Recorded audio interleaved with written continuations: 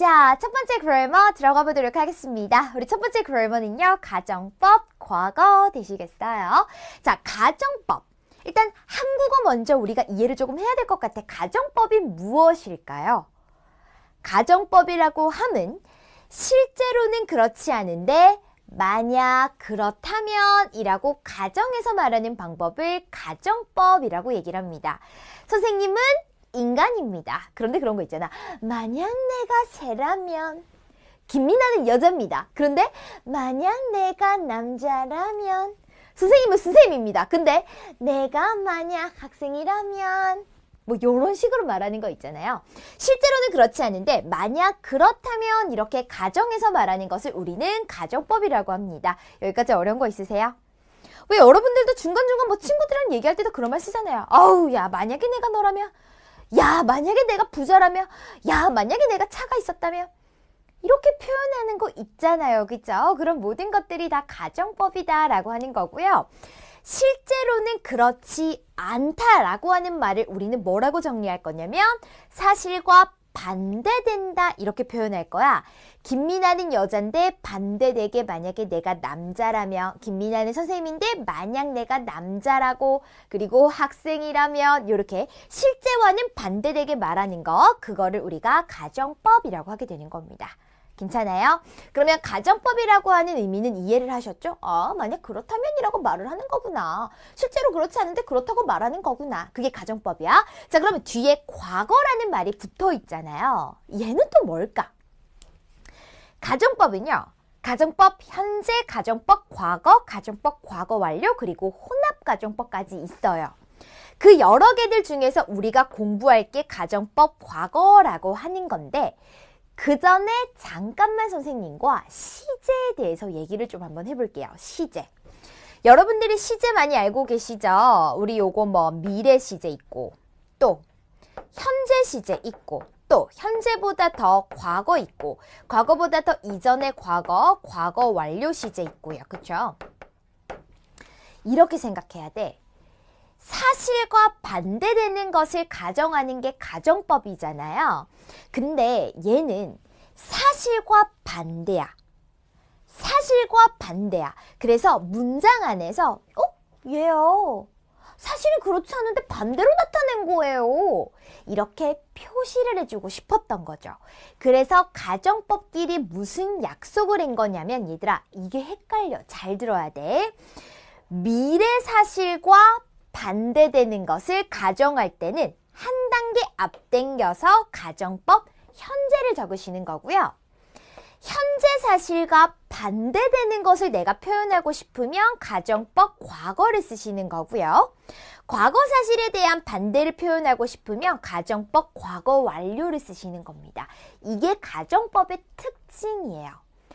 반대되는 것을 말하다 보니까 걔가 진짠지 반대인지 그냥 쓰면 알 게 뭐야? 표시를 해줘야 된다는 거야. 그래서 그 표시를 알려고 한 시제씩 이렇게 앞당겨서 쓴다라고 생각하시면 되고요. 그래서 보면 가정법 지금 현재라는 말이 있는데 여러분들 가정법 현재는 거의 못 들어보셨죠? 근데 단순 조건문이라고 하는 말은 정말 많이 들어보셨죠? 그냥 우리가 일반적으로 알고 있었던 만약 뭐뭐라면 if를 사용하시는 구문들 단순 조건문이 되는 건데 그런 얘기 들어봤죠? 우리가 왜 조건의 if 부사절 공부할 때 뭐라고 좀 정리를 한 게 있었냐면 조건의 부사절에서는 기억나는지 한번 들어보세요. 조건의 부사절에서는 현재 시제가 미래를 대신합니다 라고 했던 말 혹시 기억나세요? 그래서 왜 if 들어가게 되면 주어 will 쓰면 무조건 100% 틀렸다 이런 거 혹시 기억나십니까? 이미 앞서 우리가 핵심 그래머를 배웠었거든? 그게 바로 이 논리에서 나오게 된 겁니다. 봐. 미래적인 의미가 있는데 얘를 반대로 내가 표현하고 싶은 거야. 그러면 한 단계 앞당겨서 써야 되는 거잖아. 그렇기 때문에 미래 will을 쓰는 것이 아니라 무슨 시제를 써야 되냐면 현재 시제를 쓰게 되는 겁니다. 이게 가정법 요 논리에서부터 출발하게 되셨던 거죠. 오키도키. 그래서 한시제씩 이렇게 당겨야 된다라고 생각하시면 돼요. 그래서 가정법 과거를 쓰는 것은 무슨 사실에 대한 반대? 현재 사실에 대한 반대를 나타낼 때 우리가 가정법 과거를 쓰시는 거고, 가정법 과거 완료라고 하는 것은 과거 사실에 대한 반대를 표현할 때 우리가 가정법 과거 완료를 쓰게 되는 겁니다. 자, 그렇다면 우리 이번 핵심 그래머가 가정법 과거라고 하는 거니까 다시 한번 정리할게요. 가정법 과거. 가정법 과거라고 하는 건 뭐라고 얘들아? 현재 사실에 대한 반대를 가정하고 상상하는 것을 우리가 가정법 과거라고 얘기를 합니다. 현재 사실에 대한 반대인데 이거를 표시를 해주기 위해서 가정법끼리 약속을 했다고 한시제도 앞당겨서 쓰기로. 여기저기. 그래서 가정법 과거를 쓴다라는 거고요. 가정법 과거를 쓰시는 방법을 기억하셔야 됩니다. if 쓰시고요. 얘가 접속사니까 뒤에 주어 동사 나와야 되잖아. 주어 쓰고 과거니까 과거 시제 쓰셔야 돼요. 과거 동사. 그리고 컴마 찍고 주어 적고요. 여기 그 다음에는 뭘 써야 되냐? 역시 과거 시제를 적는데 조동사를 적으셔야 돼요. 그래서 조동사 과거에 동사 원형 요렇게 적으시는 겁니다. 요거를 기억하셔야 돼요. if 주어 과거 동사 주어 조동사 과거에 동사 원형 과거 시제 맞춰준다라는 거 기억하셔야 되고, 과거를 적었다라고 하는 것은 현재 시제에 대한 반대. 여기다기. 그래서 요거 기억하세요. 요거 기억하세요. 그럼 봐봐. As I don't have, can't drive. 얘들 지금 보니까 시제가 현재 시제 온 거 보이시죠? 해석을 한번 해보면 내가 운전면허증이 없기 때문에 나는 자동차를 운전할 수가 없어요. 현재 사실을 그냥 여러분들에게 대놓고 말하는 거잖아. 야야, 내가 운전면허증이 없어가지고 야 내가 운전을 못해. 현재 사실을 그대로 너희들한테 전달하고 있잖아. 이걸 우리가 뭐라고 하냐면 직설법이라고 얘기를 해요. 그냥 진짜 말 그대로 사실 그대로 전달을 하는 거야. 그런데 이걸 이렇게도 표현할 수 있지. 야 운전면허증 없어서 운전 못해. 이렇게도 표현할 수 있지만 이거를 돌려서 만약에 내가 운전면허증이 있었다면 운전할 텐데. 이렇게도 표현할 수 있잖아요. 그치? 그걸 우리가 뭐라고 한다고? 가정법이라고 한다고요. 그래서 현재 사실이고 이것을 가정을 할 때는 현재 사실에 대한 반대니까 뭘 쓰자? 가정법 과거를 쓰자라는 겁니다. 그래서 이 문장을 우리가 가정법으로 쓸 수가 있어요. 자, if를 쓰시고 주어니까 I 그대로 적어주시고 이걸 잘 봐야 돼. 내가 운전면허증이 없기 때문에 운전을 할 수가 없어. 이걸 우리가 가정을 해보면 만약에 내가 운전면허증이 있다면 반대잖아. 그러면 사실에서 don't have라고 하는 부정을 썼으니까 가정법 반대니까 긍정문으로 써야죠. 거기다가 동사가 have인데 얘를 뭐로? 과거형으로. 그래서 if I had라고 쓰셔야죠. 이해되니? 그래서 if I had driver's license. 그 다음 그 다음도 잘 보셔야죠. 운전을 할 수가 없다. 이것을 우리가 가정법으로 나타내게 되면 지금 조동사 can이잖아요. 얘를 과거형으로. 그래서 I could 그리고 나머지 drive a car 이렇게 적어주시는 거죠.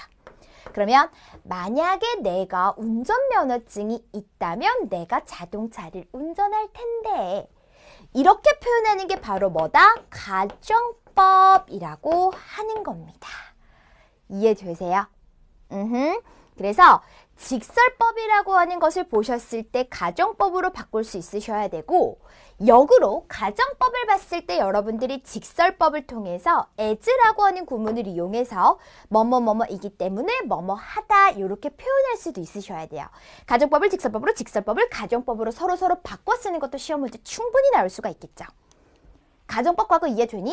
현재 사실에 대한 반대를 가정하는 겁니다. 그래서 우리가 이제는 공부를 다 했거든요. 그래서 머릿속에 일단 가정법 과거는 현재 사실에 대한 반대를 나타내는 거구나. if 주어, 과거동사, 주어, 조동사, 과거, 동사, 원형 이렇게 쓰는 거구나. 일단 머릿속에 그거 하나 넣어두시면 되고 거기다가 이제 예문을 적용시켜보면 되는 거야. 만약에 내가 남자라면,